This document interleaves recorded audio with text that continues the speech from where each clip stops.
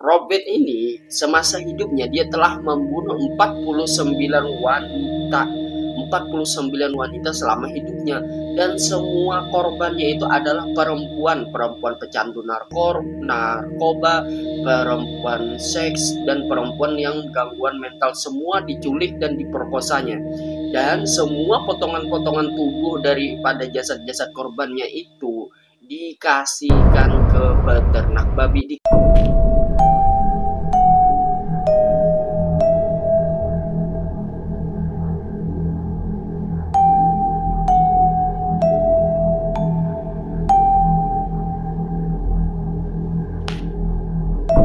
Assalamualaikum warahmatullahi wabarakatuh. Kembali lagi di channel Yadi Haryadi. Kali ini kita akan membahas tentang kasus pembunuhan berantai yang pernah terjadi di Kanada.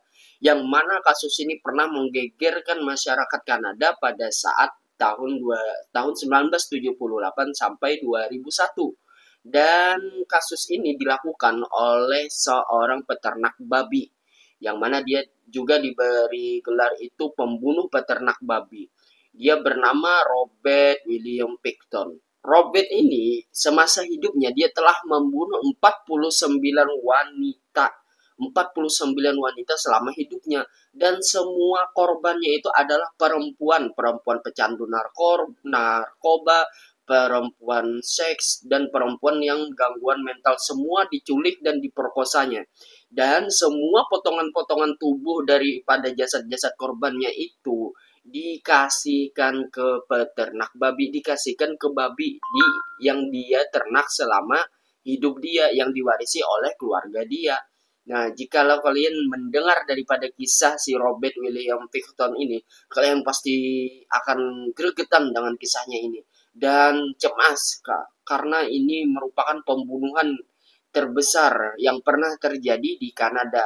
Karena pembunuhan yang dilakukan oleh Robert ini menjadi pengubahan peraturan tentang penghukuman yang terjadi di Kanada. Bagaimana kisahnya? Mari kita lanjut. Sebelum itu, jangan lupa like, subscribe, dan komen. Atau bagikan ke teman-teman. Ajak teman-teman untuk menonton daripada pembunuhan-pembunuhan yang ada di channel saya ini. Untuk menghindari semua daripada orang-orang yang tidak dikenal atau orang-orang yang memang pendiam atau penutup, akan tetapi dia itu anti sosialisasi. Nah, itu orang yang bahaya, sangat bahaya. Apabila ada di lingkungan kita, jangan didekati. Jadi Robert ini lahir pada tanggal 24 Oktober 1949. Nah, dia ini lahir dari keluarga peternak babi. Ibunya ini bernama Leonard Snan, sedangkan ayahnya ini bernama Helen Arnold atau Louis Harlan Arnold. Nah, ayah dan ibunya ini memang semenjak dulu beternak babi. Nah, lalu diturunkanlah ke anak-anaknya, dan Robert ini mempunyai dua saudara. Yang pertama itu saudara perempuan yang bernama Linda, dan yang kedua itu saudara laki-laki yang bernama David. Nah, si Linda ini diasuh oleh keluarga daripada ibunya si Robert ini. Karena ibu Robert ini berpikir bahwasanya seorang gadis tidak pantas hidup bersama peternak babi. Akhirnya si Linda ini diasuh oleh keluarga daripada si ibu daripada Robert ini. Nah, Robert dan David ini, adiknya ini, dari kecil dia ini sudah dipaksa, sudah dilatih untuk memelihara dan menjaga babi selama berjam-jam. Semenjak kecil, si Robert ini memang sudah dijauhi oleh teman-temannya, apalagi teman-temannya di sekolah. Jadi si Robert ini semenjak kecil dia tidak punya teman.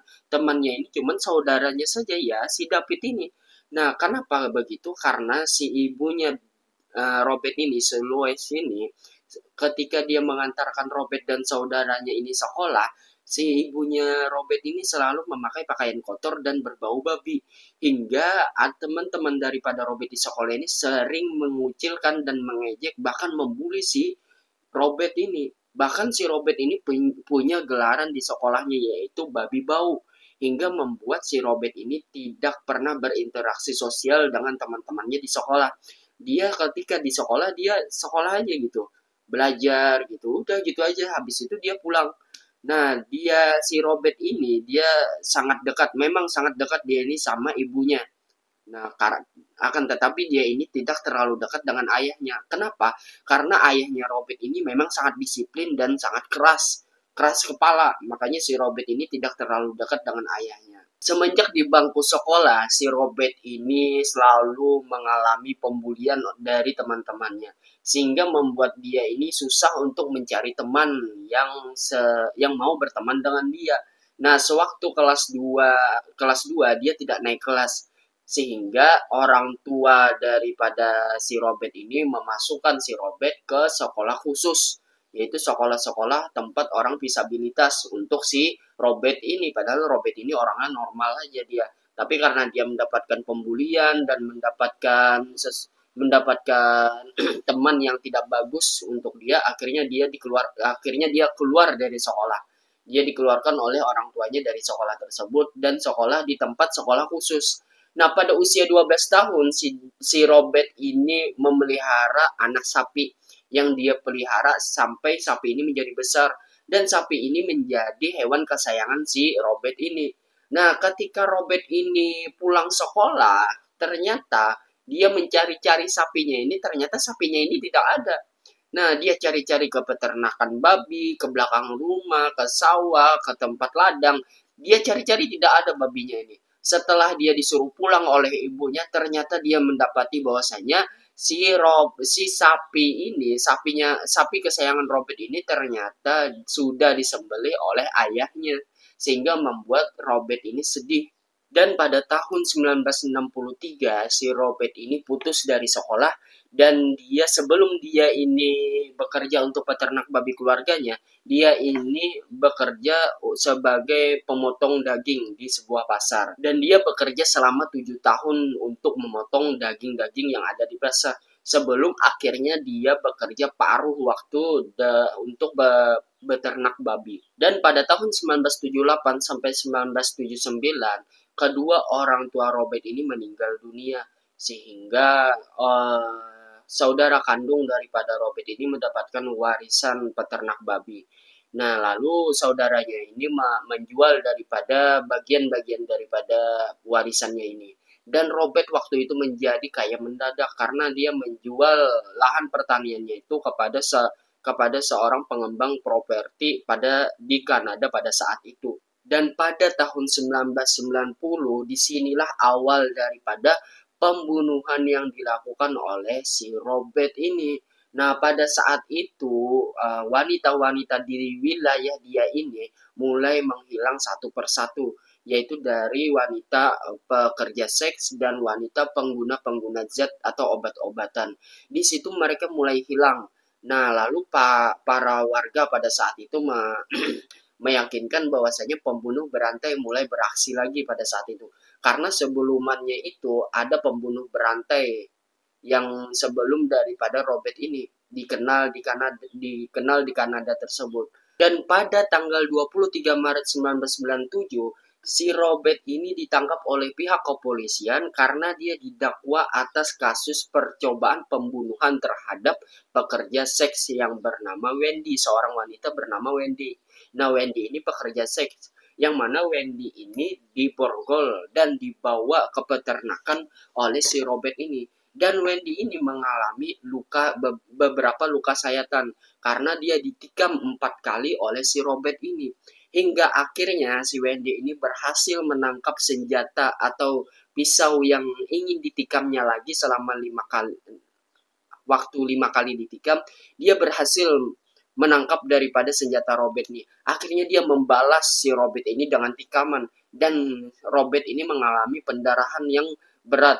Dan akhirnya si Wendy ini berhasil melarikan diri dan dia langsung melaporkan kepada pihak kepolisian. Dan Robert lari dia ke rumah sakit untuk dirawat, sedangkan si Wendy ini tidak sadarkan diri di rumah sakit setelah dia melaporkan ke pihak kepolisian dan dibawa oleh pihak kepolisian dirawat gawat darurat. Nah, setelah ditangkap si Robert ini, setelah berlangsung beberapa lama persidangan, si Robert ini dibebaskan.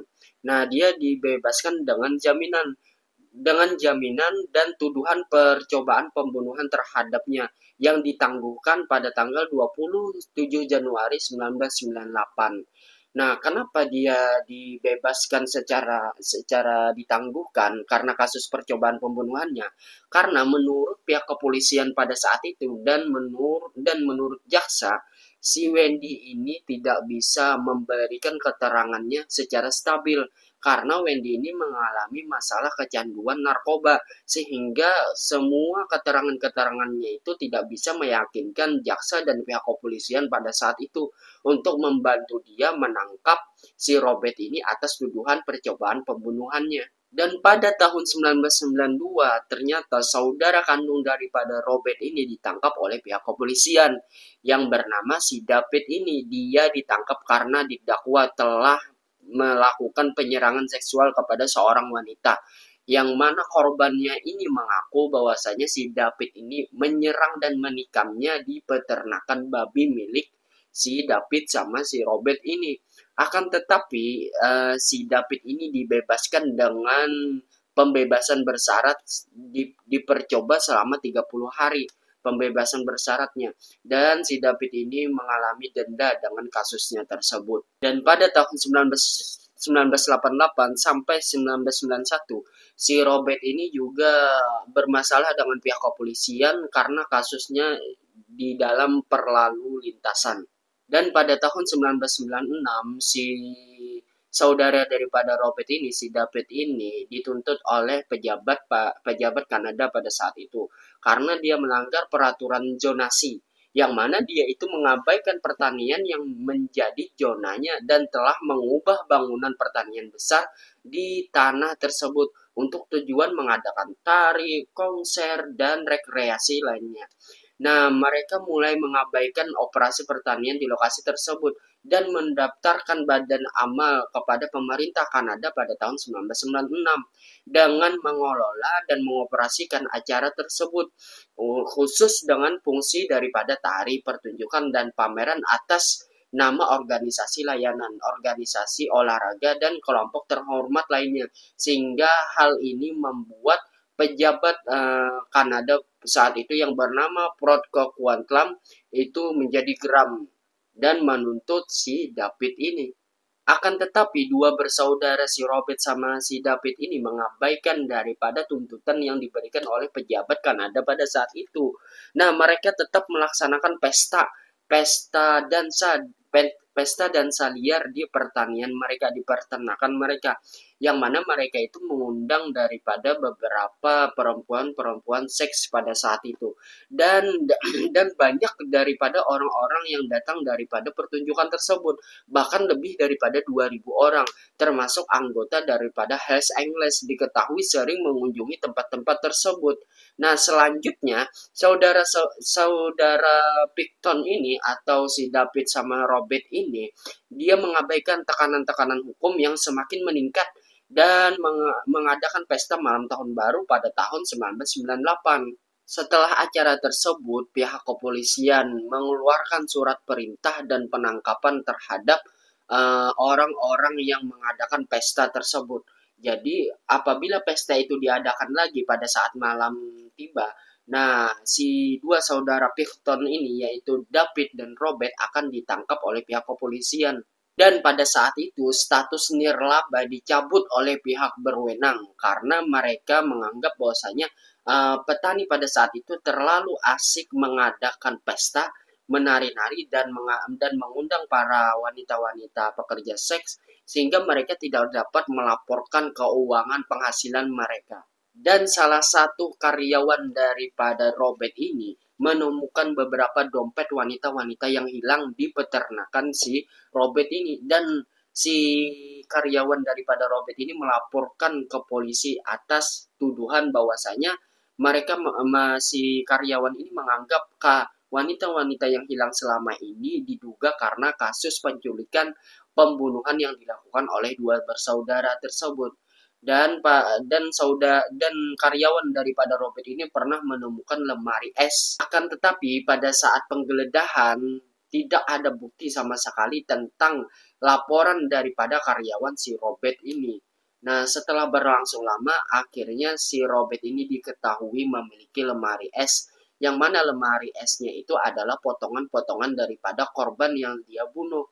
Akan tetapi pada saat itu, pihak kepolisian mengabaikan daripada laporan tersebut. Dan pada tanggal 6 Februari 2002, pihak kepolisian Kanada pada saat itu mendapatkan surat perintah penggeledahan pertanian properti yang dimiliki oleh dua bersaudara ini, yaitu si David sama si Robert ini. Mereka digeledah dan ditemukan berbagai senjata api, yang mana senjata api itu untuk menembak dan membunuh si para korban-korban yang telah dibunuh oleh si Robert ini. Dan pihak kepolisian juga menemukan barang-barang yang hilang, barang-barang wanita yang hilang pada saat itu, yang mana saat itu ditutupi oleh pihak kepolisian gabungan. Dan keesokan harinya, kedua bersaudara Picton ini, yaitu David dan si Robert ini, akhirnya ditangkap oleh pihak kepolisian. Tapi tidak berlangsung lama, mereka dibebaskan. Dan si Robert ini tetap berada di bawah pengawasan pihak kepolisian 24 jam. Karena pihak kepolisian ini sangat mencurigai si Robert ini tadi. Dan setelah dibebaskan, akhirnya pada tanggal 22 Februari tahun 2002, si Robert ini, saudara daripada David ini, ditangkap lagi dan didakwa dengan dua tuduhan, yaitu pembunuhan tingkat pertama atas kematian dua orang perempuan. Dan pada tanggal 2 April ada tiga tuduhan lagi yang mendatangkan, yaitu ada lagi tambahan untuk pembunuhan tiga orang sampai tanggal 9 April, sampai tanggal 20 September, sampai tanggal 3 Oktober, dan sampai 26 Mei 2025 ada lagi datang 12. Dan total daripada laporan tersebut, hasil dari pihak kepolisian, si Robert ini telah membunuh lebih daripada 27 orang wanita, dan semua korbannya itu adalah wanita dari tanggal 22 Februari laporan dan sampai tanggal 26 Mei 2025. Itu semuanya korbannya adalah wanita dan jumlahnya 27. Akhirnya pihak kepolisian pada saat itu menggali lagi kasus pembunuhan yang dilakukan oleh si Robert ini. Dan pada bulan November 2003, pihak pemerintah Kanada pada saat itu menghancurkan semua properti pertanian dan peternakan yang dimiliki oleh saudara Victor ini, yaitu si David sama si Robert ini. Nah, semua properti bangunan pada saat itu telah dihancurkan oleh pemerintah, kecuali satu, yaitu gudang kecil yang belum dihancurkan. Karena pada analisis forensik, nah, terbukti sulit karena mayat-mayat itu mungkin dibiarkan membusuk atau dimakan serangga dan babi di pertanian si David sama si Robert itu. Nah, pada hari-hari awal penggalian, pemerintah membawa peralatan berat, yaitu alat-alat berat untuk menggali semua yang ada di gudang-gudang tersebut untuk menemukan jejak sisa-sisa daging-daging manusia atau tulang-tulang manusia. Nah, pada tanggal 10 Maret 2004, pemerintah mengungkapkan bahwasanya si Robert ini telah menggiling daging manusia dan mencampurnya dengan daging babi untuk dijual ke publik. Akan tetapi si Robert ini menegah dengan pernyataan tersebut. Dia menyatakan bahwasanya semua mayat-mayat yang dia bunuh, wanita-wanita yang dia bunuh, itu dia beri makan ke babi. Meskipun sudah terbukti si Robert ini telah melakukan pembunuhan terhadap puluhan wanita-wanita, nah, akan tetapi pada saat di pengadilan, si Robert ini berhasil mengajukan banding kepada jaksa hingga membuat para keluarga korban itu geram akan tindakan pihak jaksa dan kepolisian pada saat itu. Dan pada saat itu pihak kepolisian juga bertindak lambat untuk menangkap dan menghukum si Robert ini. Meskipun si Robert ini akhirnya masuk penjara, akan tetapi pada tanggal 19 Mei 2024, si Robert ini diserang oleh tahanan yang lain di lembaga Broadcaster di Quebec.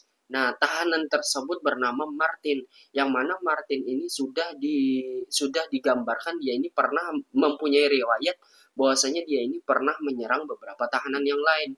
Nah, karena si Robert ini si Robert ini diserang dari belakang dan ditusuk memakai sapu yang patah. Akhirnya si Robert ini roboh dan pingsan dan dilarikan ke rumah sakit, dan pada saat di rumah sakit nyawanya ini tidak tertolong lagi. Karena perbuatan Robert ini yang mana pihak kepolisian sangat lambat dalam menghukum daripada si Robert ini, yang mana keluarga-keluarga korban ini mendakwa dan menuntut daripada pihak kepolisian dan jaksa. Nah, setelah si Robert ini ditangkap, akhirnya kepolisian mengadakan konferensi pers yang diwakili kepala polisi. Nah, pada saat itu dari Departemen Kepolisian Kanada, yang mana beliau mengatakan bahwasanya saya berharap dari lubuk hati saya yang terdalam bahwa kami dapat menangkapnya lebih cepat. Nah, polisi mengatakan bahwasanya saya bisa menangkap lebih cepat begitu. Saya harap bahwa beberapa lembaga yang terlibat dapat berbuat lebih baik dalam banyak hal. Saya berharap bahwa semua kesalahan yang telah dibuat dapat diperbaiki. Dan saya berharap lebih banyak nyawa yang dapat diselamatkan.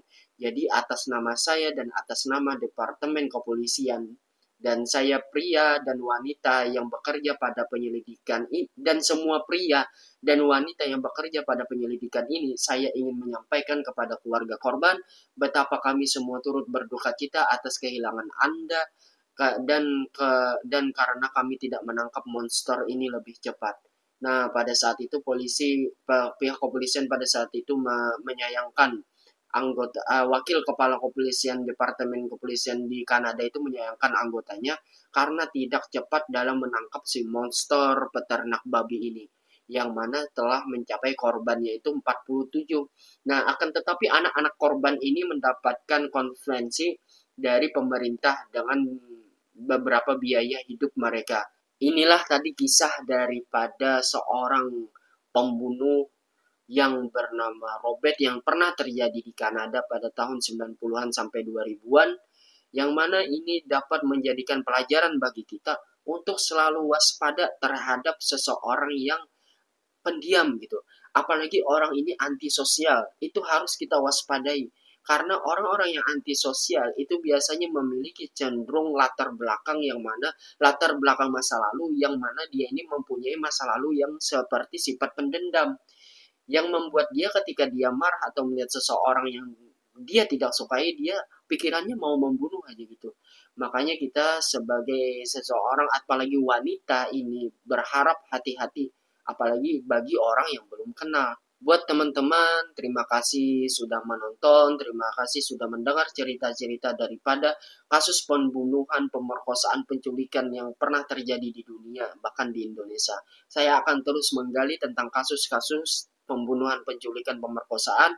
Semoga ini menjadi pembelajaran bagi kita, apalagi seorang wanita yang untuk menjaga dirinya lebih baik lagi.